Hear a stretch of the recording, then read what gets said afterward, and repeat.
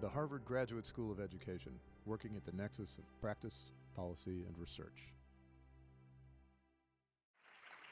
Good afternoon. I'm delighted to welcome all of you to this very special event today. And I want to thank Thomas Menino, Mayor of Boston, the Education Mayor, for being here with us today. And also David Marr, the new Mayor of Cambridge, Massachusetts, for joining us as well.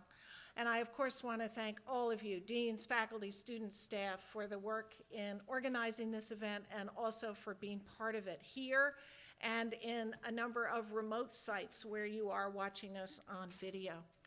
This is a very important moment for education in the United States, and we are really proud that one of our own is taking the leadership at this time. It is a complete pleasure to welcome Arne Duncan back to Harvard. The secretary graduated from Harvard College in 1986, and I had the pleasure of getting to know him during his time of service on the Board of Overseers from 2006 to 2009. Now he leads the federal department whose work is most closely related to our fundamental commitments here at Harvard. Under his direction, the Department of Education is for the first time really undertaking a systematic effort to incorporate into the national dialogue on education the findings and insights of places like this one, the Graduate School of Education, in order to support teachers and students in achieving substantial educational progress. Under Secretary Duncan, we are seeing a move towards very important incorporation of experimental and data-driven approaches that recognize and reward and replicate success. Now, this important moment in education is also a critical moment here at the Graduate School of Education, as it launches a very exciting new degree program, the Doctorate in Educational Leadership. This is a degree designed to educate practitioners with all the learning that is necessary to implement change and improvement in our educational environment. The mastermind of this degree and the very honored leader of this school is my very cherished colleague, Kathy Mccartney. So let us welcome her, please.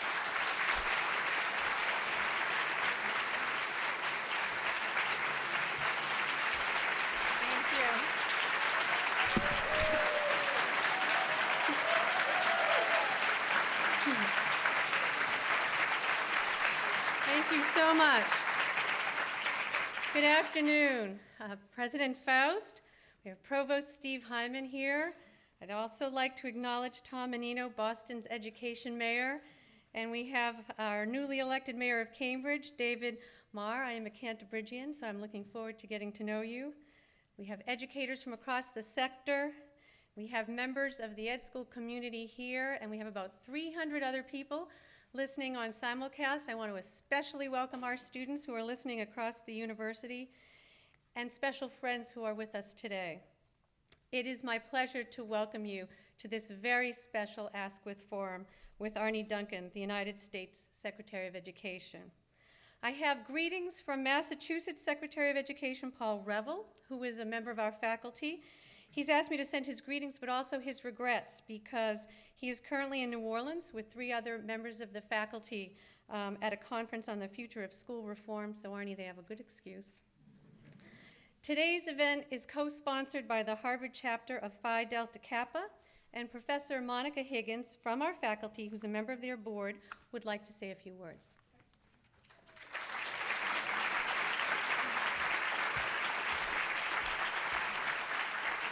Thank you, Kathy. On behalf of Phi Delta Kappa, I welcome all of you, and I thank you, Secretary Duncan, so much for making your way through the snow and the rain and the sleet, and we give you a taste of all different aspects of New England weather to welcome you back home here to Harvard, and thank you, President Faust, for joining us, and for mayors and all of you.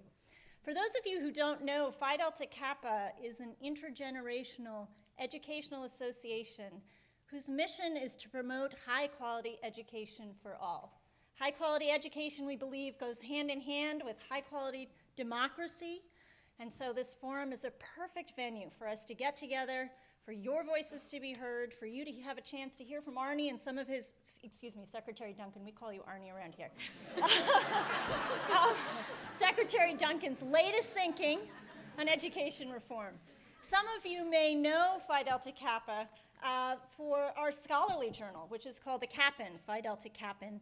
And actually, just this last year, we featured an article on Secretary Duncan. But our belief is that one way to influence policy and practice is to engage in high-quality scholarly research. And so this is one outlet in which we do that. So today, I'm going to be serving in the role as a moderator. So from that perspective, I thought I'd give you a little bit of a sense of the flow of the afternoon. In just a minute, I'm going to turn the floor back over to Dean Mccartney. She will then introduce Secretary Duncan. Then Secretary Duncan will have 20 minutes or however long you would like to address us. And then we will turn it back over to you all to listen to your questions. And at that point, I'll step back up on stage. I'll give you a little bit more of a sense of the framing for that part of the discussion. And then I'll turn it back over to Dean Mccartney at the end to close, and we will adjourn at 4 o'clock. So right now, it's my pleasure to turn it back over to Dean Mccartney. Thank you. Thank you, Monica.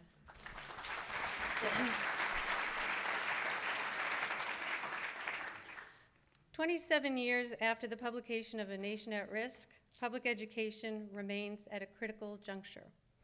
The challenges facing us are well documented and well known. We have high dropout rates in the largest school districts in our country, persistent achievement gaps, and barriers to innovation in the education sector. We're fortunate to have a true education reformer leading the Department of Education, a person who is bringing his experience as a successful urban superintendent to his role as United States Secretary of Education. Secretary Arne Duncan's career in education began in 1992 as the director of the Ariel Education Initiative, a program to enhance educational opportunities for children on the Chicago South Side. A mere 9 years later, Duncan was appointed by Mayor Richard Daley to serve as CEO of the Chicago Public Schools. Under his leadership, the district made great gains. For example, he expanded early childhood education programs, near and dear to my heart. He expanded after-school and summer programs.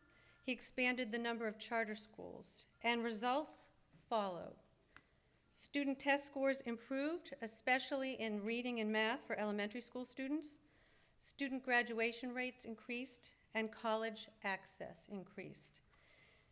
In announcing Duncan's nomination for Secretary of Education, President Obama said, "For Arne, school reform is not just a theory in a book, it is the cause of his life." In just a year, Duncan has set an ambitious and visionary course for public education. He's challenging all of us to think more critically about what we're doing and how to make a meaningful difference in student learning. Specifically, he's challenging schools of education to strengthen our teacher education programs. He's challenging districts to build relationships across boundaries. And he's even challenging the federal government to consider what its role in public education reform should be. And as we all know, he's leading an unprecedented investment in public education through the Department of Education Race to the Top program, which I suspect he'll say a few words about today. But perhaps most important, I know Arne Duncan to be a person who puts children first and foremost in his work. He has described education as the only sure path out of poverty and the only way to achieve a more equal and just society, something we all believe here at the Harvard Graduate School of Education. Please join me in welcoming Secretary of Education, Arne Duncan.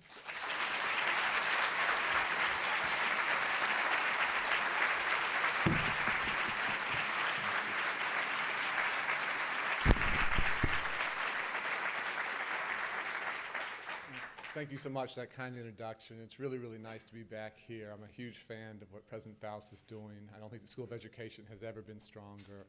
Mayor Menino is an absolute champion for children, and it's just fun to be a part of this community. So thank you so much for having me today. I thought I'd begin by just giving a little bit of a personal background on myself, and I'll keep my remarks pretty brief and then open up to any questions you might have. I think we're all products of our environment, and I was extraordinarily fortunate to grow up in a pretty unique environment. Grew up in the Hyde Park community of Chicago. My dad was a 4 decades long professor at the university there. Went to laboratory schools, which was a great, great school there, K to 12 all the way through. And in the evenings, my mother ran an after-school tutoring program in a neighborhood literally 10 blocks from where we lived, but just an entirely different community. There was a barrier between our middle-class integrated neighborhood at Hyde Park and then the North Kenwood, Oakland neighborhood. And 47th Street was this barrier no one was supposed to pass. And she, in 1961, went down to teach a Bible study class, had a bunch of 9-year-old girls, tried to start to go through the Bible, and the kids couldn't read. And she said, something's wrong with this picture when you have 9-year-olds who can't read. We got to do something about that. So it was a fascinating upbringing for me, my sister, and my brother. And the chance to go to a phenomenal school during the day, the chance to grow up as a part of my mother's tutoring program in the evenings. And she had this philosophy where the 10-year-olds taught the 5-year-olds and the 15-year-olds taught the 10-year-olds. So we were being taught and teaching others all the way through. But every day we were hit with the tremendous inequities of opportunity that we had going to school where we went and where the children from this community went. And so often what I felt we were doing or trying to do from 3 o'clock to 8 o'clock in the evening was make up for what wasn't happening during the school day. That these children happened to all be poor, happened to often not come from the most functional families, came from a very, very violent community. But just in the small group of guys I grew up with as part of my tutoring program, the guy who led our group, who was a neighborhood teenager, is now one of IBM's 50 leaders worldwide. Another guy is Michael Clark Duncan, who starred in The Green Mile in Hollywood. Another one, Corky Lyons, is literally a brain surgeon today. One more, Ronald Ragland, helped me manage the Chicago Public Schools. So from one little corner at 46 in Greenwood, because my mother was there and there were other people who cared about kids and stuck with them and gave them a real opportunity and had the highest expectations, you saw these extraordinary success stories. And I worried so much about the kids that didn't have those kinds of opportunities and how much potential was lost. And so this battle's been a very, very personal one for me all the way through. I was so lucky to the school let me sneak in the back door somehow and have a chance again to get a great world-class education and be exposed to the ideas here. Once I graduated from here, I played basketball for a couple years overseas and then came back to set up a nonprofit for a friend of mine to try and build upon my mother's work. We did a couple things. We ran an I Have a Dream program where we took 40 students in 6th grade and promised them if they made it through high school, we'd pay for their college education. And so that was my job for 6 years, from 1992 to 1998, along with my sister and a set of volunteers. And the students in our class, 87% graduated from high school. The students in the class 1 year ahead of ours from the same elementary school had a 67% dropout rate. So 87% high school graduation versus 67% dropout rate. Same kids, same neighborhoods, same socioeconomic challenges, same issues around violence, but very different opportunity structure. And what we were trying to demonstrate in a concrete way was the lessons we had learned from my mother's program all those years, that with real opportunity, students can be extraordinarily successful. We started a small public school in that, right across the street from my mother's program called Ariel Community Academy. We wanted to demonstrate that you could in inner city communities have educational excellence. And that school, I'm very proud to report, is now one of the highest performing schools in Chicago. Neighborhood school, again, huge poverty rate, but high expectations, great talent, folks doing very, very well. And so after that, I was lucky enough to lead the Chicago Public Schools for 7.5 years before coming to Washington. So it's an interesting journey, but it always sort of goes back to the heart of the opportunities I and my sister and brother had, and the opportunities I thought some of our friends didn't have, and how do we start to equalize that opportunity structure around the country. This first year in Washington has been an amazing one, and it's flown by. It's been unbelievable. We were lucky enough to walk in and have our budget double, and that doesn't happen in universities. That definitely didn't happen when I ran a nonprofit. It doesn't happen on the corporate side, but thanks to the President's leadership and Congress's bipartisan support, we had a $100 billion increase in funding first year. Staggering opportunity. We have huge challenges. We, as you guys know, have the toughest economy in decades. We were able in the first year to save about a minimum of 300,000 teachers' jobs around the country. We were very, very concerned about class sizes skyrocketing and laying off librarians and social workers and counselors. That would have been an absolute education catastrophe. We were able to stave that off largely. There were still very difficult cuts, very difficult layoffs. I'm actually very worried about this next school year, but a huge effort to try and save jobs, but also a chance to really try and drive reform. And what you're going to hear from me constantly is that we have to get dramatically better. that where we're at today is not good enough for our nation's children, it's not good enough for our cities and states, and it's not good enough for our nation's economy. We have to educate our way to a better economy. And in this first year, we've seen, thanks to competitive resources, thanks to states and mayors and school superintendents stepping up to the plate, we've seen extraordinary progress. You have 48 states, governors, 48 state school chiefs working together behind common standards. This was the third rail in education a few years ago, and some folks here might not think it's the best of ideas, but I'll talk about it more. But I think we have to have a high bar for every child. The idea of having 50 different goalposts doesn't make any sense to me whatsoever. And to see this leadership coming at the local level has been huge. We've seen over a dozen states start to remove structural impediments, laws that inhibited innovation. And so I'm a fan not of charter schools, but of good charter schools. I'm a fan of more quality schools, particularly in neighborhoods that have been underserved. And you've seen those laws start to go away. One thing I didn't anticipate, didn't know, that we actually had states that prohibited, there were laws on the books that prohibited the linking of teacher evaluation and student performance. It was a fascinating one for me.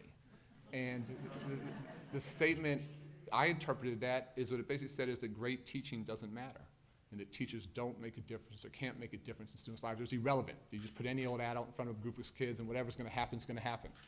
And I fundamentally disagree with that. I think great teachers make an extraordinary difference in students' lives. I think great principals make a huge difference.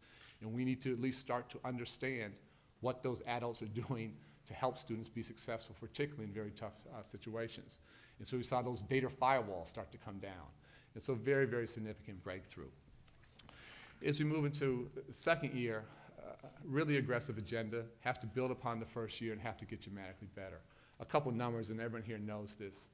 We have a dropout rate in this country of about 27%. That's 1.2 million students every single year leaving our schools for the streets.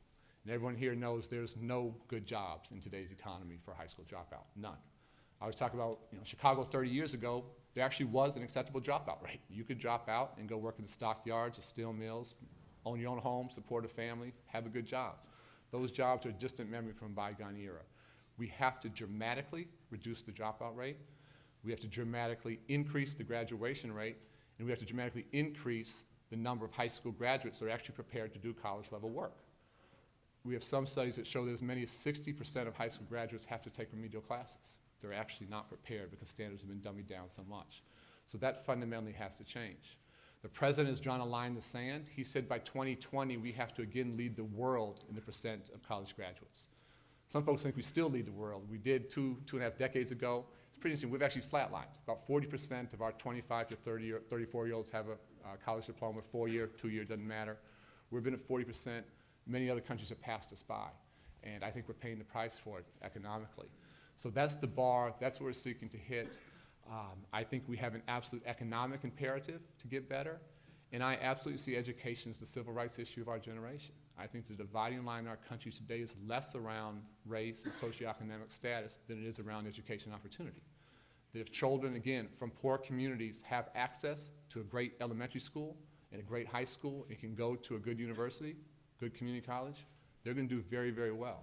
But children that don't have those opportunities, I'm worried, I'm actually convinced, are basically condemned to poverty and to social failure. And so whether you look at this from a moral imperative, whether you look at this from an economic imperative, I think the only way we get there as a country is through quality education. So we're going to continue to push very, very hard. How do we get there? 3 areas we're working on. Have to look at the entire continuum. Have to start at early childhood education, something very, very close to your heart, and your work has been phenomenal. And again, some of this is based upon research. Some of this is based upon watching what my mother could do when she got a child when the child was 2 versus when that child was 12. And if we can get to our babies, if we can level the playing field before children enter kindergarten, then I'm convinced we can go a long way towards closing the achievement gap. It's very interesting if you look at the data over a child's elementary career. Middle-class children improve academically, poor children improve academically. The problem is poor children never catch up. This gap just continues in many places, actually grows, gets exacerbated. So we in education have to get out of the catch-up business. I think the only way we get out of the catch-up business is through great early childhood programs. We want to invest almost $10 billion over the next 10 years, about $1 billion a year to do 2 things, to dramatically increase access, particularly in disadvantaged communities, and then to dramatically increase quality. If this is glorified babysitting, it doesn't get us where we need to go. If these are very high-quality programs and students enter kindergarten ready to learn and ready to read with their socialization and literacy skills intact, they have a chance to be very successful. We're pushing very hard to see that happen. Secondly, K-12 education, that next step on the journey. There are a couple principles that were put in place for Race to the Top that we're going to continue to come back to. First, we think we have to have high standards. In far too many states, due to political pressure, not due to what's good educationally, not due to what's good economically for the state, standards have been dummied down. That's true from the state that I'm from Illinois. And so what we have to do is raise the bar, have college-ready, career-ready standards for everyone. I think Massachusetts has done absolutely as well as anybody at having a very rigorous, high bar. And as I said, this used to be the third rail. Couldn't use to talk about this. We have this tremendous leadership from 48 states. The heads of both national unions, the AFT and NEA, are absolutely on board in supporting this. The business community has been crying out for this for a long time, so this is really an idea whose time has come. After you set a high bar, you have to make sure you're getting talent to the communities that have been historically underserved. So how do we systematically think about getting great teachers, great principals to communities that have been underserved? That might be inner city urban, that might be rural. I'm just convinced in education, talent matters tremendously. How do we figure out who the best teachers are, the best principals are, the hardest working, and get them to the communities that haven't had them? We talk so much about the achievement gap. I'm convinced the only way we close the achievement gap is by closing what I call the opportunity gap. In our country, there have been very few incentives and many disincentives to get the hardest working, the most committed to the communities that need the most help. And we want to put a huge amount of resources behind an effort to correct that imbalance. And again, if we do that, I think we'll see very, very different things happen. Third, we just want to be transparent around data. So we want to track students' education trajectory throughout their academic career. And what really bothers me is there's students who work hard and get good grades, but due to low standards and due to not really knowing what's going on, they get to that junior, senior year and they get a 14 or they get a 15 on the ACT. They have not been fully prepared. And a student, not just as a junior or senior, but as a third grader, as a fifth grader, as an eighth grader, they should know their strengths, they should know their weaknesses, we should be helping them improve, parents should be challenged to help out, and the more we can be absolutely transparent about what's working and what's not, the better we can do. I always cite, you talked about your folks in New Orleans, I talk about the Louisiana example. Louisiana's data system is a pretty interesting one. In Louisiana, they've tracked the records of hundreds of thousands of students. They've tracked those records back to tens of thousands of teachers, and then they've tracked the students' progress, their growth, back to the teachers, and then the teachers back to their schools of education.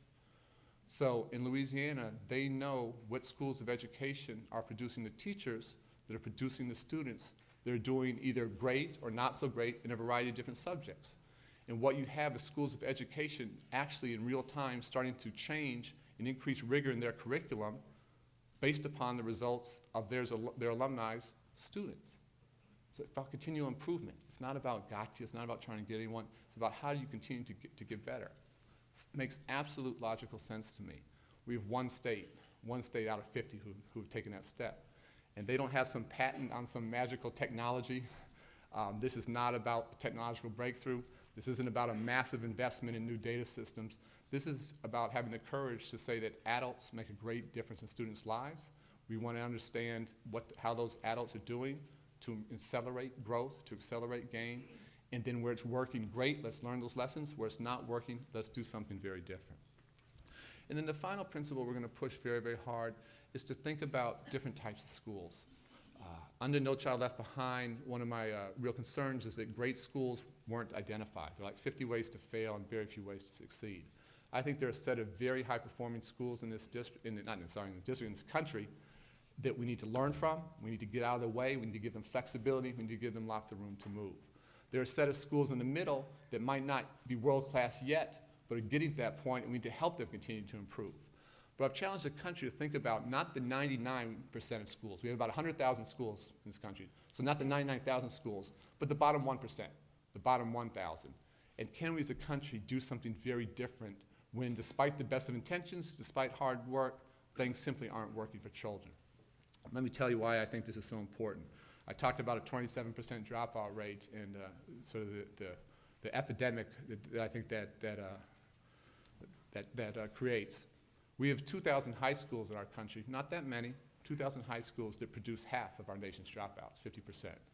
Those 2,000 high schools produce almost 75% of our dropouts from the minority community, our African American, Latino young boys and girls. That is just morally unacceptable to me. And in far too many places, that situation hasn't been true for a year or 2 years or 5 years, but often for decades, 10, 20, 30 years. And I don't see how we break cycles of poverty if we don't, in poor communities, provide a great education. This, to me, is the anti-poverty program. And so what we're asking folks to think about is not just the 99%, but that bottom 1%, and can we have the courage to come in and do something very, very differently and do it with a real sense of urgency. And this work is tough, it is hard, it is controversial, but in a small number of places around the country, we've seen extraordinary results.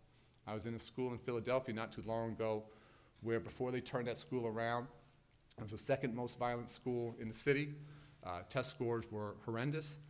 2 years later, they have almost no violence, and 85% of students are meeting state standards. We went from about 24% to 85%. And I asked one of the students, what changed here?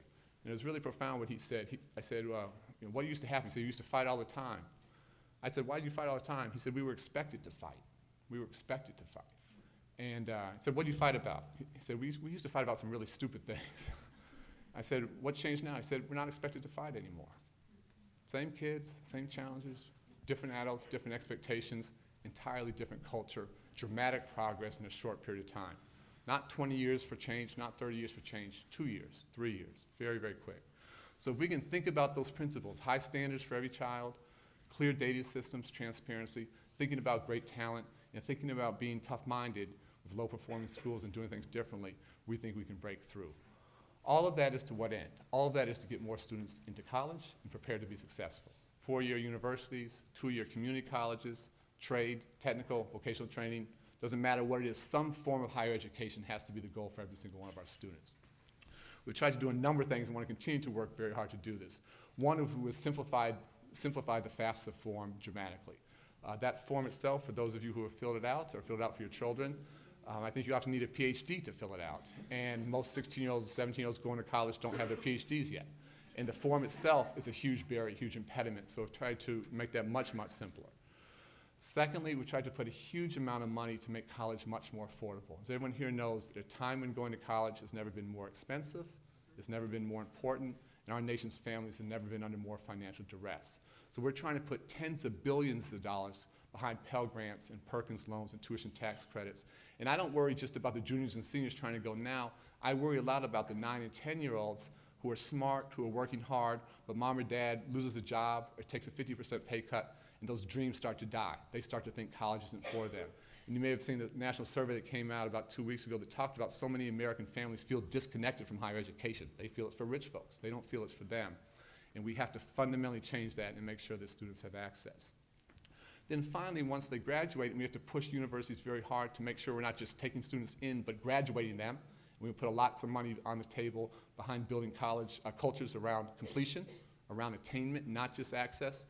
We've worked very hard to put in place a system called income-based repayment, IBR.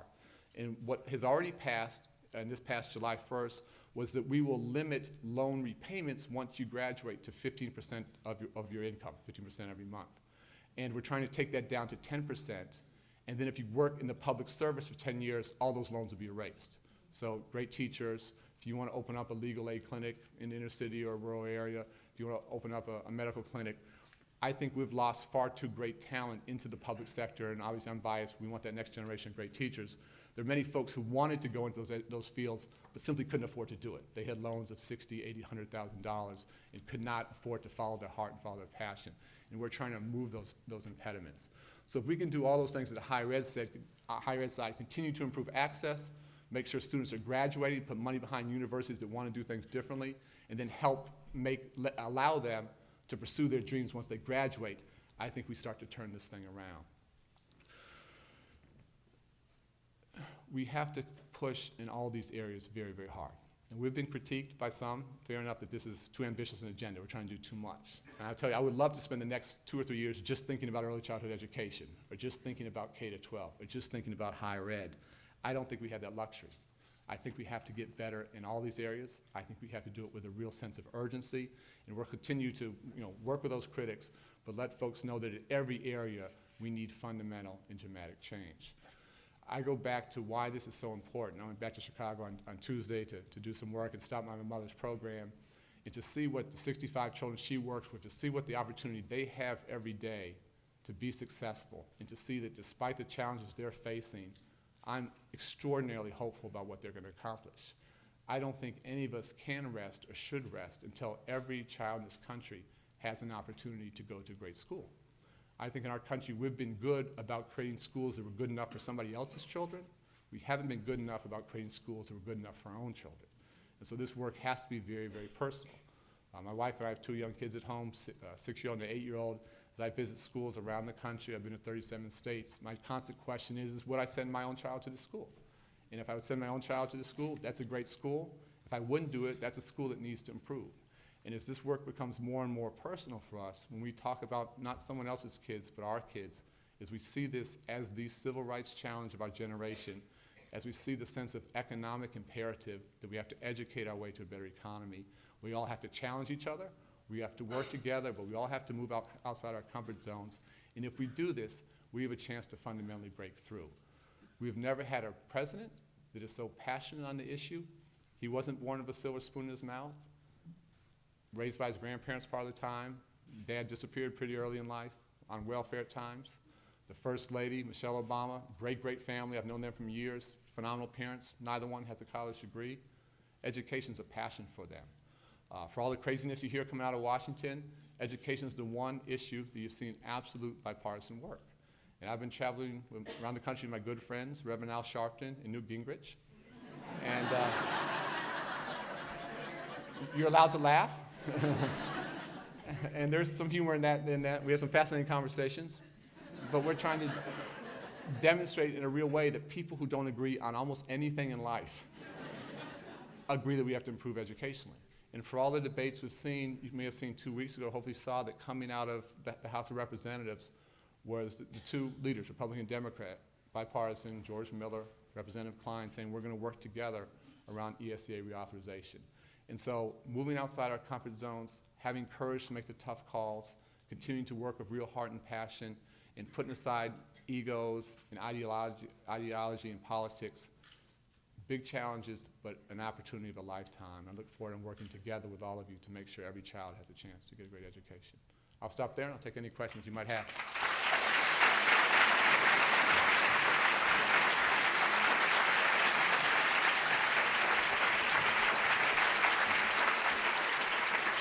Okay, thank you so much, Secretary Duncan. Now it's your turn. I'll turn it over to you to hear what your questions are. So I'm sure what Secretary Duncan just said inspired some questions, but I know some of you came in with questions. And I know many of you in the audience here, but since Secretary Duncan doesn't know you and most of you don't know each other, what I'm going to ask you to do is just to briefly state your name and your affiliation, not your full background and career history, okay? And then get straight to your one question. So even if you have 5, you're going to need to choose one, right? And not one with 5 parts, not a comment with an uptick at the end like it's lousy weather. Yes, it is. Okay, so for example, my name is Monica Higgins, faculty, Harvard Graduate School of Education, Phi Delta Kappa. Here's my one question for Secretary Duncan. Okay, we also have the opportunity, since there's an overflow room, we have an opportunity to receive questions via tweet. So, yes, we do. And so every once in a while, I'm going to head over to Jessica, who's in the back of the room, and we'll get a question from the overflow room. So, without further ado, who's the brave soul who would like to ask the first question? Yes, Jenny. I do know who you are. Hi, I'm Jenny Weiner, and I'm a doctoral student here at the Harvard Graduate School of Education. And actually, my question's about Race to the Top, and particularly about the fact that, of course, unprecedented resources to help school districts reform public education. But in the applications, often contentious issues, things that have not yet been proven at scale, sometimes mixed results in terms of the outcomes. So given that, how do you balance the need for expediency around these issues and making sure that the interventions are actually sustainable, high quality, and have community support? Let me give you a good example is the Turnaround Initiative. That as a country, I say we do lots of things on the academic calendar. We hire people every year, K to 12, we pay for milk, we hire buses, we order textbooks. As a country, we don't turn around chronically underperforming schools. Not what we do. Some interesting, very interesting pilots. Talked about one example in Philadelphia, there are others, but at scale, we don't do this. So I've talked about, I would like to turn around 1,000 schools a year, the bottom 1%. I think you can make a pretty compelling case that we should be more aggressive than that. But what I said repeatedly is, honestly, we don't have the capacity to do that well. So I'm much less interested in quantity. So whether it's 256 or whether it's 351, I want us as a country to start to turn around some schools this fall. And then every year we'll learn from that. And we'll make some, we'll make some mistakes. Not everything's going to go well. But where we have dropout rates of 50, 67%, I would argue we've done nothing for far too long. And let's try this. Let's get in it. Let's learn what works and what doesn't. There's never one right answer. The big thing we've tried to do, the balance we've tried to hit in Race to the Top and other things, is saying the status quo isn't good enough, but the good ideas are never going to come from Washington. They're never going to come from us. It's always going to come from great teachers and great principals in the local level.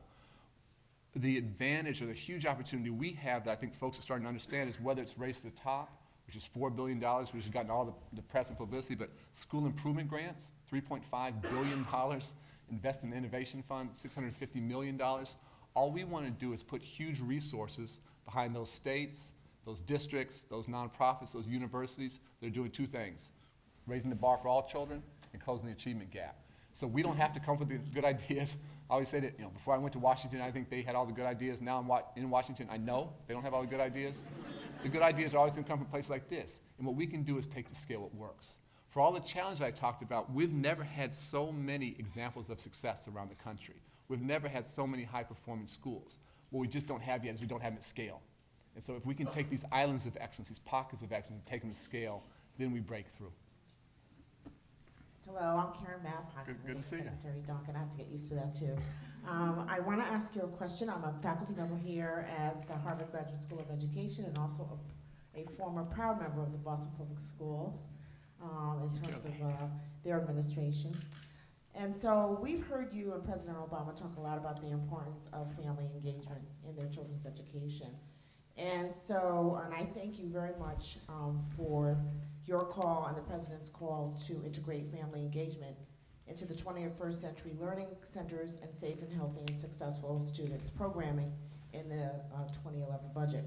However, the budget also signals that the Parental Information Resource Centers, the PERCs, as they are well known by that name, will be eliminated through the ESEA reauthorization. So my question is, how does the department plan to integrate and coordinate family engagement initiatives and support grantees and families, encouraging and enhancing their capacity to be involved in their children's education if the federal government eliminates the sole federal program dedicated to providing capacity, training, and technical assistance to schools, community-based organizations, and districts to effectively engage families? It's a great question, and just appreciate your hard work so much. What we've tried to do is, historically, I've sort of challenged everyone to move outside their comfort zones and do things differently. I've tried to be very honest and say that I think the Department of Education has been part of the problem. We've been this big compliance-driven agency, and we're trying to fundamentally change how we do business and become this engine of innovation and just scale up best practices. And as hard as we're pushing everybody else to change, I promise you we're trying to look in the mirror every single day and be very, very self-critical. So we're making a number of changes in how we do things. First of all, we used to run many, many different programs. We've tried to consolidate them rather than doing 60 different things, trying to cut that down to a manageable number. We have sort of 6 major areas that we're trying to push. The one that I think, Karen, is most interesting to you is around making sure students have an opportunity to be successful. So whether it's parental engagement, whether it's school safety, the Promise Neighborhoods initiative we have, which is trying to replicate Jeffrey Canada's work in the Harlem Children's Zone and making sure that students have a culture and a climate around the school building to be successful. And we've tried to make sort of 6 large, huge bets and to put that money out on a competitive basis. and that's ruffled some feathers. We're doing some things differently. I just think if we continue just to fund on a formulaic basis, we perpetuate the status quo.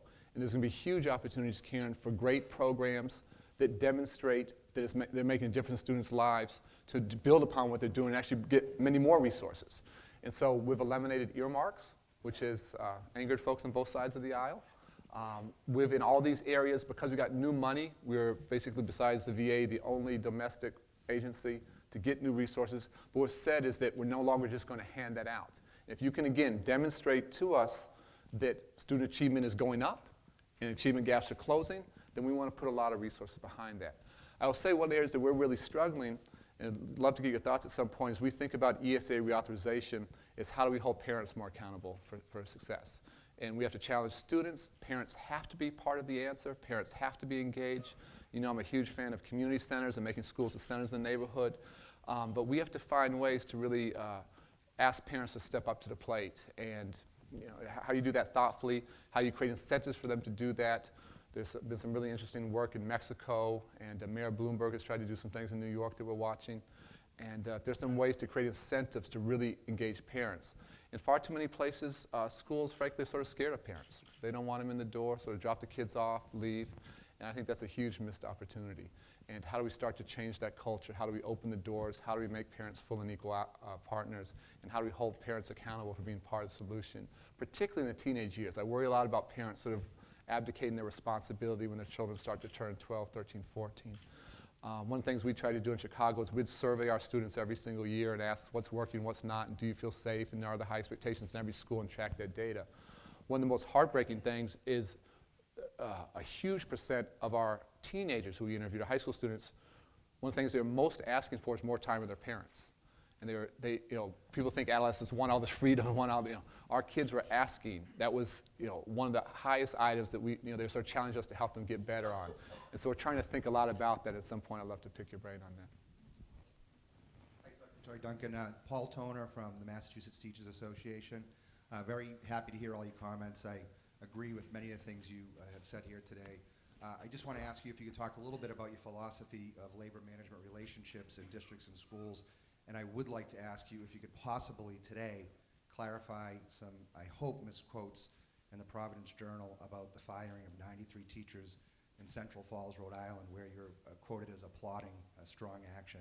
And I'd like to give you a chance to talk about that. Okay, sure, I appreciate your leadership, and I know how hard you've worked on these issues. When I talk about folks moving outside their comfort zones and working together, labor management is at the heart of that. And as you know, what we tried to do in Race to the Top and other things is ask what are folks doing to collaborate behind these reforms. And if this is top-down management and teachers and unions aren't involved, I think it's not going to work. And so we try to do everything we can to push everybody. And I think lots of folks want to point fingers, but I think all of us have to do things differently. I talked about we have to do differently. I think school boards have to behave differently. I think superintendents have to behave differently. And teachers and unions have to behave differently and come together. I never once said, and just to be very, very clear, I never once said it's great that we fired a bunch of teachers. I didn't applaud that. What I said is that we have to have the courage to challenge the status quo when things aren't working. You know, how that plays out at the local level, that's not for us to decide or what to do. What I was applauding was the courage to say this is a school where the dropout rate is higher. It's like 53%, so more than half the students aren't graduating. And that number's getting worse, not better. And so no one wants to fire teachers. That's not, you know, something anyone takes pride in doing. But that school and that school district, and I challenge the union, have to say, what do we do when at the end of the day it's not working? It's interesting. I talked to some folks and they said, well, it's a poor community. What do you expect? And so folks' expectations of poor communities are so low. And I said, if you want that poor community not to be a poor community anymore, what's the only answer? The students have to graduate. They have to graduate and go to college. And so I'm very hopeful. As we speak, I've been staying close. I think union and management is finally sitting down and talking, and I'm hopeful they'll continue to talk and figure something out. But we have to, as a country, we haven't talked about schools where chronically, year after year, 50, 60, 7% of students drop out. We haven't had the courage to have those conversations. And I'm pushing all of us, management, school boards, and unions, to say, let's deal with this openly and honestly, and let's do something very better, much better for those children in those communities. Thank you for that question. Yes. So this is a tweeted question. This is a new one for me. There you go. There we go. Thank you. How can special ed teachers in balancing standards-based reform and individualized education be supported and held accountable? Great question. I think as we think about ESEA reauthorization, two of the toughest ones we have to get right is what you do for students with special needs and what you do for English language learners. I'll say big picture, one of the big problems I had with No Child Left Behind was it focused too much on an absolute test score and not enough on growth and gain and how much the student's improving. Let me explain what I mean, and I'll come specifically to your question. If Paul is a 5th grade teacher and I come to him reading at 1st grade level, if I leave his class reading at the 4th grade level, on a No Child Left Behind, he's a failure. If I improve 3 grade levels, or 2 grade levels, or a grade level and a half under his instruction, I think not only is he not a bad teacher, I think he's a phenomenal teacher. I think he's an absolute hero. And so what we want to do much more going forward is look at growth and gain and how much a student's improving. A school might have a graduation rate that's low, but that graduation rate is getting better. That tells you one thing. If that graduation rate is going south, that tells you something else. The needle we have to try and thread properly, and I put both these two different groups of students in the same category, are special education students and ELL students. The two extremes, neither one works, is if you say we abdicate any responsibility. Students can't learn, and obviously that would be a total disaster. The flip side is that if you're giving an assessment that students literally can't read and can't comprehend. So those are two things that neither one works. We have to find a way to have assessments that are developmentally appropriate. We have to find a way to make sure, ELL students that we're testing sometimes in their native languages. So if the test is on English, if they can't read English, how are they going to pass that test? They can't do that, but we can still figure out what they know. And so we're working very, very hard with real leaders in those two communities, and it's a balancing act, but I'm convinced we can get there. The larger issue, which you're not asking about, Ray, is that I think we have to get away from just thinking about special education teachers. I think every teacher today has to be a teacher of special education. And as we try and do much more inclusion, as we try and integrate, it's always sort of us versus them, special ed versus regular ed or gen ed, and often the special ed teachers and special ed students are in the basements and in the cupboards and in the corridors, and that fundamentally has to change. So if every teacher becomes a teacher of special education, schools of education start to do a better job of preparing that next generation of teachers, I think there's a real opportunity there. Terrific, thank you. Kevin and I are going to team up on a question, if that's okay. Great. I'm Kevin Mintz, a student here at the education school. Building upon what you just said,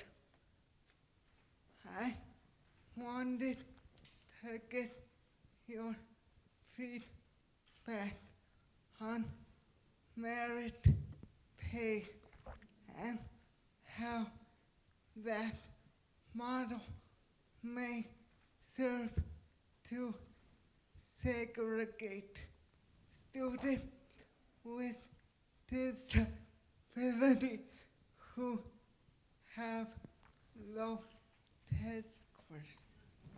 Yeah. And I guess building off Kevin's question, it seems a lot of the major initiatives have been competitive in nature, including merit-based pay, including Race to the Top, pitting states against each other, and also charter schools being pitted against traditional public schools for limited funds. And it seems that there's a limited amount of a research base to support competitive initiatives in education as opposed to a collaborative initiatives and spreading a knowledge base and to speak to Kevin's point, to get teachers to work together to educate all of our students. So I'm wondering why most of the initiatives are going in the competitive direction rather than the collaborative direction. Let me take the big question first and then go forward. What we tried to do is where you have Title I dollars or IDA dollars, those will continue to be formula-based, and that's never going to change. People thought we were going to change all that, and I assure you it never occurred to us. What we are saying, though, and to me it's really less about competition, it's more about courage and capacity. And folks see that. So on Race to the Top, we're not going to invest in states that have the fanciest PowerPoint presentation. We're going to invest in people who have demonstrated ability to collaborate, to work together, who have gotten results for children and want to get dramatically better results. And so it's much less, folks see the competition between states, That's not how we viewed it at all. Some folks are very, very serious about this, and some folks aren't. Some folks feel a sense of urgency, and some don't. On charter schools, I've said repeatedly, I'm not a fan of charter schools, I'm a fan of good charter schools. And bad charter schools are part of the problem, good charter schools are part of the solution. Charter schools are public schools, it's our children, it's our tax dollars, they're accountable to us. And we'll always say at the end of the day, I think what folks don't understand is a first grader or second grader, they don't know if they go to a charter school or a gifted school or a magnet school or a regular school. Am I safe? Does my teacher care about me? Am I learning? Our country just needs more good schools. Good charter schools are helping us do that in historically underserved communities. Bad charter schools need to be shut down. I opened a lot of charter schools in Chicago, some of which were phenomenally successful. I closed 3 for failure. What we want to do is just have more schools where children have a chance to be successful. And again, it's not about competition, it's just about challenging the status quo. And I always said, I wasn't that I was pro-charter schools, is that I had parents, waiting lists of literally for the city, 8,000, 9,000, 10,000 parents asking for something. If there was no demand, wouldn't open it. Money follows the child, not a competition. But if parents are looking for something better, if there's a tremendous unmet demand, I think we have to listen to parents. Well, I often think, you just go back, I often think what works for wealthy children and wealthy families in our country probably works pretty well for poor families. And wealthy families in our country have had 2, 3, 4 great educational options to choose from for years, for centuries. Poor families have often had one choice, and that choice wasn't a great one. So if we can create great schools in historically underserved communities of every kind of form and fashion, we should be replicating great charters, we should be replicating great district schools. We should be closing bad charters, we should be closing bad district schools. We need more success in whatever form or fashion that looks like. On the merit pay specifically, many merit pay programs have failed. Why have they failed? They failed because they were done to teachers, not with them. They failed because it's pitted teachers against each other. And it's exactly the opposite. You want to build a sense of collaboration. So let me tell you how we did in Chicago. One of the best things the previous administration, Secretary Spellings did, she gave us a huge grant to do this. We had 25 of the best teachers in Chicago public schools, 25 out of 25,000, actually designed a program that was much more thoughtful and sophisticated than me. We only went to schools where 75% of teachers wanted it. Teachers had to vote on it. We had money for 20 schools. We had 120 schools show interest. And we did it so that every adult in the school benefited. So it's not pitting 3 teachers in the hallway against each other, which again creates all the wrong incentives, but not just teachers, but custodians, security guards, lunchroom attendants, principals, every adult. When you go to high-performing schools, it's every adult in the building building culture. And then to answer your question directly, if you focus on absolute test scores, you create all the wrong incentives. But listen to what I keep saying. We're focused on growth and gain. How much are we improving? And so whether it's children with disabilities, whether it's English language learners, whether it's gifted students, whether it's students behind, every student can learn and grow. And so if you're focused on growth, you take away those perverse incentives and put in place the right incentives. So if you focus on teamwork, if you focus on building a culture, and you focus on growth and gain, then I think you reward it. Final thing I'll say is no one goes into education to make $1 million. That's not what motivates teachers. It's not what motivates principals. They want to make a difference in students' lives. This, to me, is like a small token of our appreciation for saying thanks for the hard work. And if we can shine a spotlight in excellence and learn from that excellence, I think there's some very important lessons there. And so this is a small piece of a puzzle. But I think the flip side is that I think in education, we've been scared to talk about excellence. And I'm not sure why that is. We've been scared to talk about how important great teachers and great principals are in changing students' lives. And I want to shine a spotlight on those people who are heroes, not based on just high-performing kids, but where we're seeing tremendous growth. And we're seeing it all over the country. Those are the lessons I want to learn. Thank you. John Reedy, Visiting Committee to the Harvard Graduate School of Education. The other night, Jonathan Kozol, whom I'm sure you know of, if not personally, concluded a fairly strong presentation by saying, in the final analysis, if the city of Weston has $20,000 per student to spend, and the city of Haverhill, with lots of Latino and Laotian and blacks, has 7,000 or 8,000, there's no way that you're really going to get equality. And he said in the final analysis, we've got to crack this colonial spending. States get the money from local property taxes and it goes back. I mean, clearly if it was all funded by the federal government, it would be different, but can we gradually break down these differences? It's a great, great question, and Mayor here, Carol Johnson, I think is doing a phenomenal job here in Boston and have strong feelings. I'll just say for this one's very personal for me. Let me give you, Illinois, I worked in Chicago. Illinois was 49th out of 50 states in the percent of money going to public education, and we were 43rd in the disparities between wealthy districts and poor districts. So my district, which was 90% minority and 85% low income, got less than half the money of wealthy school districts 5 miles from me in the north. So those children that had, two-parent working families, strong support, had twice as much money, more than twice as much money every single year than I had to work with. And if we're trying to level the playing field, if education is supposed to be the great equalizer, there's something fundamentally un-American, something fundamentally inequitable about that. And so it's something we have to challenge. This is a challenging time to talk about it. Nobody wants more taxes. Families are absolutely stretched. I will say, folks, also it's sort of a chicken or egg thing, so we can sit back and say we can never get there, or you have other folks saying that they don't see enough return for their investment. And so what I'm trying to do is, with scarce resources, drive as much change as I can, leverage my scarce dollars to get dramatically better results. I think if we can demonstrate dramatically better results for children, folks might be willing to invest more. So we can either sort of say, let's stop working until more money comes in the door, which I think, again, we can't do. We can't let kids go. But if we can show with scarce resources how much we're improving, how much we're getting better, and frankly, how much more we could do, then I think we have a chance. I'm very worried in this really tough economy that one of the big things I keep arguing for is more time. Longer days, longer weeks, longer years. Again, particularly for disadvantaged children. We don't need another study on summer reading loss. We know children from disadvantaged communities often come to us. Teachers do a great job. They get to this point by June, and they come back in September, and they're here.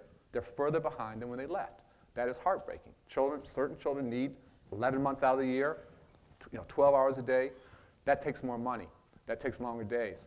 Right now, we school districts going the opposite way. Less time, cutting out subjects, narrowing the curriculum, going to 4-day weeks. What chance do those children have? And so it's a very tough economic time to have this, but I'm going to continue to push. And I think the best way we get there is trying to get better results with scarce resources and demonstrate this is the right investment to make. Carol Colbeck, Dean of Education at the University of Massachusetts, Boston.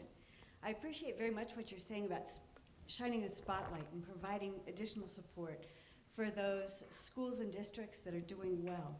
I'm concerned when you say that those aren't doing well need to close. So in a competition, even if you're rewarding those who are collaborating, what happens to those who don't win? And how are we going to use our resources to help support those who haven't figured out how to do it well? And again, I've never said something has to close. What I've said is things have to change. So that's a very important distinction. This is not about closing. It's about challenging the status quo. And there are lots of ways to challenge the status quo without closing schools. There are lots of schools that get dramatically better that don't close. What I'm saying is, though, we cannot no longer be passive and say 50, 67% dropout rates are okay. That's what I'm challenging. What we're trying to do, and it's a really fair question. So we're going to have race to the top the first round, and we're going to have some winners, and we're frankly going to have a lot more losers than winners. Then we're going to come back with a second round. We want folks to continue to improve. And then what we've asked for in next year's FY11 budget is another $1.35 billion to hopefully have a third round. And so what we want to do is we want to get a set of places that can help lead us where we need to go and demonstrate success. None of this is proprietary. Everyone should be talking. Again, this is not about competition. This is about folks figuring out what's working. Folks that can get there in the second round, great. Folks that can get there in the third round, great. We want to continue to come back with these opportunities.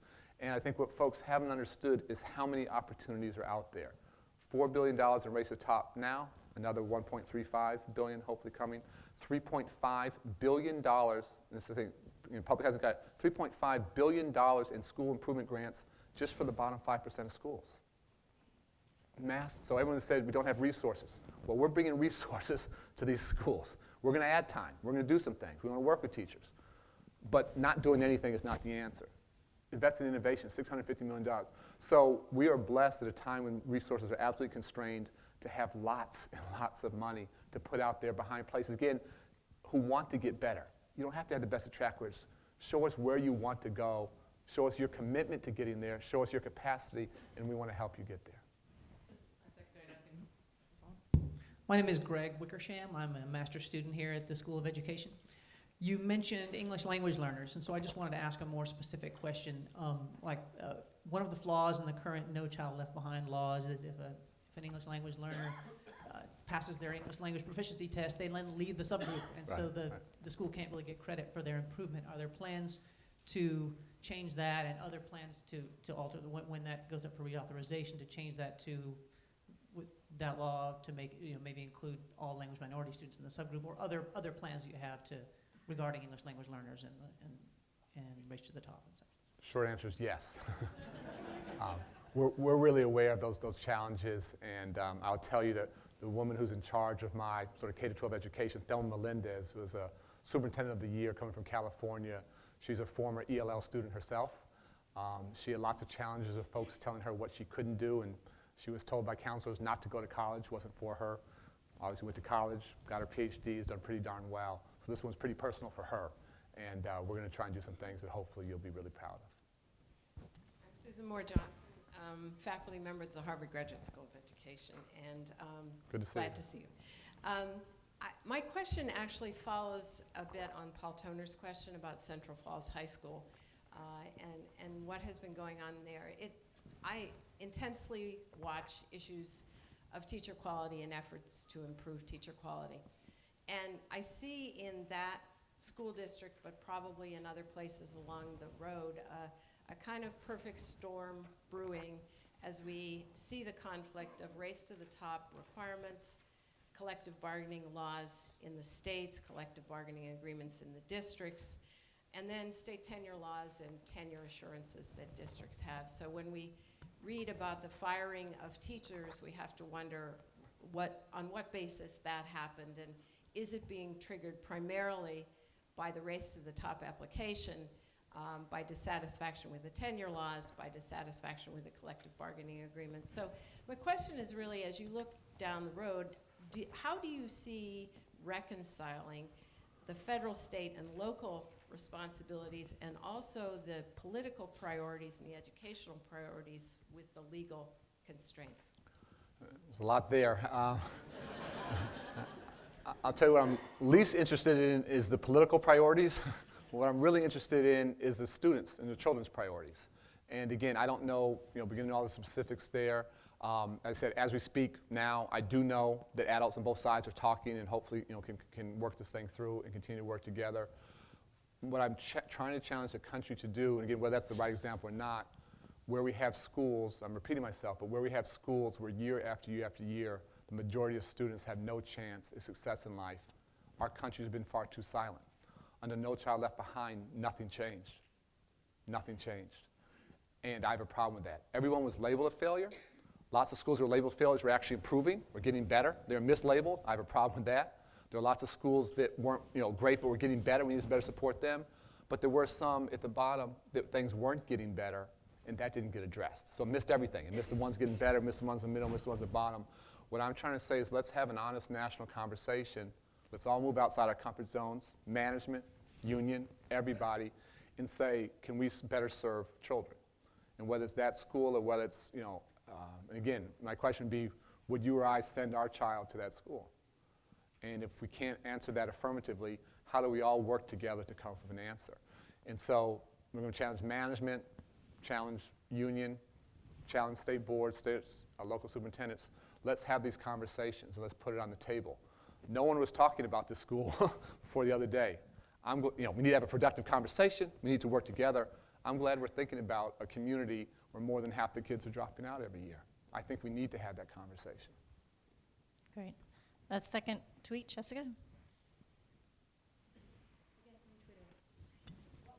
What role should the federal government play in not just promoting K-12 common standards and accountability?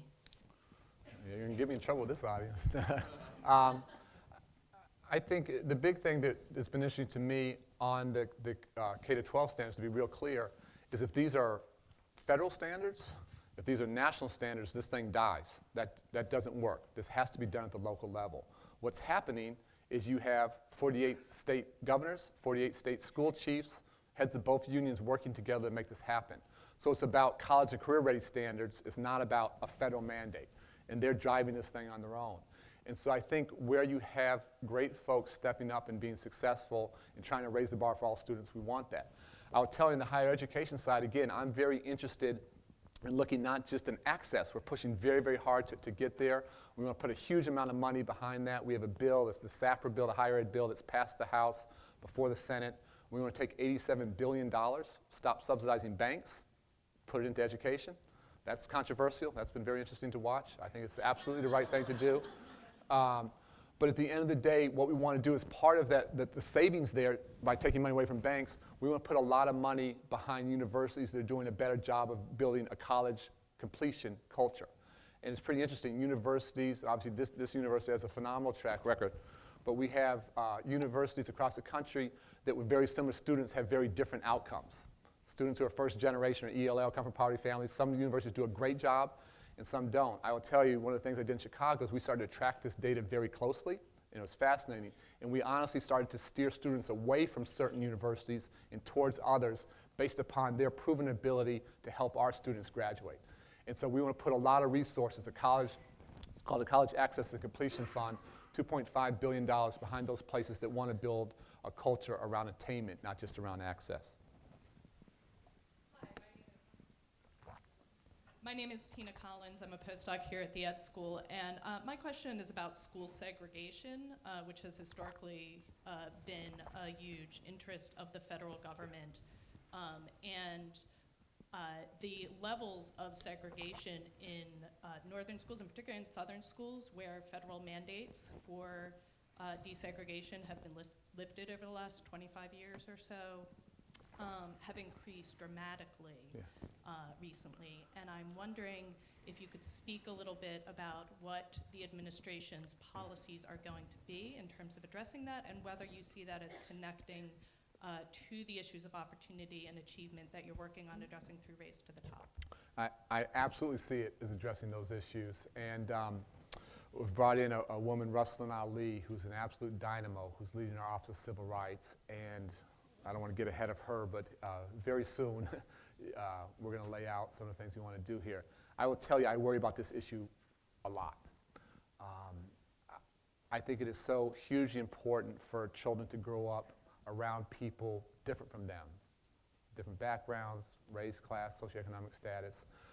I think when students don't have those opportunities, it makes it much harder for them to be successful in a diverse society, in a diverse community, a diverse world going forward. And I've seen students who had all the academic preparation, but who didn't have those kinds of opportunities to grow up with people who weren't just like them, and they struggle in the bigger world. And I think we set them up again for less than optimal chances for success about those opportunities. I think every day how blessed I was to grow up in an integrated community. I know how unusual that is for far too many of our students around the country. So whatever, and again, and these things are hard to teach in algebra and biology. This is stuff you learn at recess, in the hallways, in the cafeteria, spending time on the weekends with friends. And so whatever we can do to increase integration, I want to try and figure out how we do it. It's not something you can mandate or force. It's not force busing. That's not where you're going to get there. But what incentives? How do you create opportunities, and how do you create an environment where this is valued, where folks understand how important it is, and where you give students a chance that I think is just an invaluable part of their education, that I don't know how else you get there. And I think in many places, and this relates to housing patterns and everything, to your point, we're seeing a resegregation. We're seeing this go the wrong way, not the right way. So we have to think about how we start to turn those trends. And over the next couple of weeks, Russ and Ali is going to do some stuff that hopefully you'll like. I can go without a mic. You asked me to claim my affiliations. I got a lot, but I'll claim two that are most dear to my heart for this conversation. 3400 block, East Oakland, California. And I've been a high school teacher in East Oakland for 18 years. And, a lot of the things you said I'd like to see happen, but one of the places I want to push you a little bit to get some of your thinking is around, I would agree that teachers are one of the key X factors to getting us, to the place where we're reaching a lot of these goals that you're talking about. But what I'm curious about is what is your vision for how you will evaluate teachers beyond just test scores, right? Because we know, certainly through all of our research, that there are a set of preconditions that teachers develop with young people that often lead to those test scores that we're looking for. But I haven't heard a lot about a kind of dynamic evaluation tool that would be looking at teachers in this kind of comprehensive way to begin talking about what a quote-unquote highly qualified teacher is. Thank you. Great question, and I'm actually trying to shift it from highly qualified, which is based upon paper credentials, to highly effective. And I think you can have 4 degrees, but if your students aren't learning, it doesn't matter. If you have no degrees, but your students are learning, I want more of those teachers. So there's a fundamental shift there. Your question's a really good one. Anytime you say teachers should be evaluated 100% on a test score, I think you're crazy. Anytime you say teachers shouldn't be evaluated at all on student achievement, I also think you're crazy. I think there's a middle ground here that folks have to get to. And I've said repeatedly that you have to look at multiple assessments. I'm a big fan of peer evaluations. I think teachers evaluating teachers are often much more effective than other folks. I don't see how a principal who watches one class for 15 minutes a year can begin to evaluate there. What leadership opportunities are teachers taking on? What are they doing to contribute to that school's environment? And so like any person in any profession, and teaching is an absolutely valued profession, you have to look at multiple indicators. No one in any other career is based upon, is their evaluation based upon one number. Doesn't happen. And what I've also said is in many, many places, teacher evaluations are honestly broken. They don't identify talent, they don't help teachers in the middle, and they don't weed out those that don't work. So if it's not working for any adults, it's not working for students either. You have a set of places that are starting to break through. And going back to Paul's point, real union management collaboration, thoughtful evaluations, comprehensive, holistic, looking at a range of factors. And where that's happening, teachers are happier, they improve, and guess what? Good things are happening for students. And so as a country, I think we have a long way to go. I think there are some phenomenal models out there, but this is an area, teacher evaluation, where we have to get a lot better. Don't have to create it from scratch. Again, some wonderful models out there, done absolutely in partnership. But I've never, ever said it should be one test score. Doesn't make any sense at all. Great, so we have time for one more question. But before we go to that, I just want to thank you all. These were terrific questions. Thank you, Secretary Duncan, for your inspiring words, for your insights into this work, which is clearly very, very personal to you and to many, many, all of us. And just to get, to the extent that you continue to have questions and the conversation spills over, I view that as a good sign. So thank you very much. And right after this last question, I'm going to turn it back over to Dean Mccartney to close out the session. Okay, so who's got the burning questions? Got to be asked. Okay, gentleman there, the glass is right in the middle. Yes.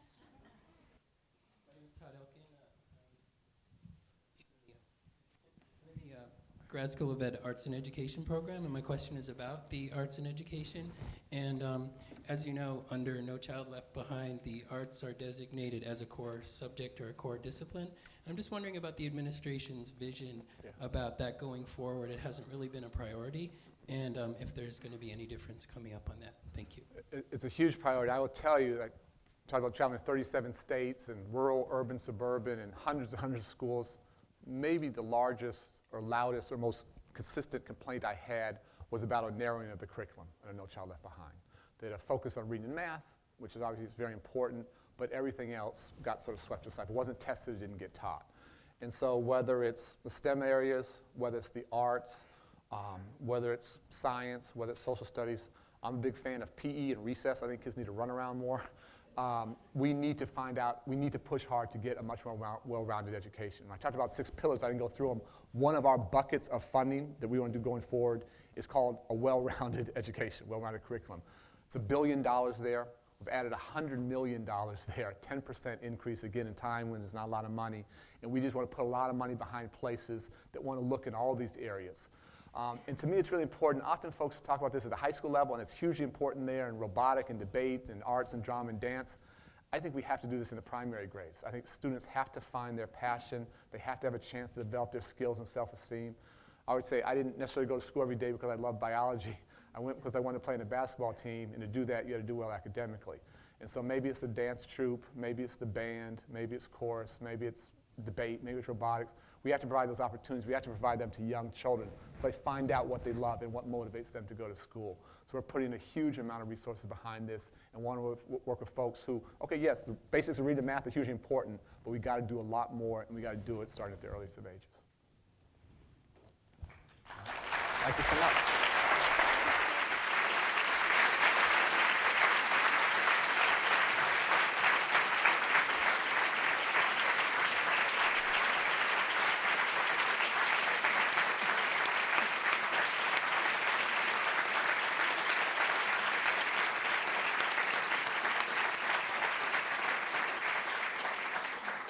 I have one announcement, and that is I need to ask you all to stay seated once we leave so that Secretary Duncan and his team can leave.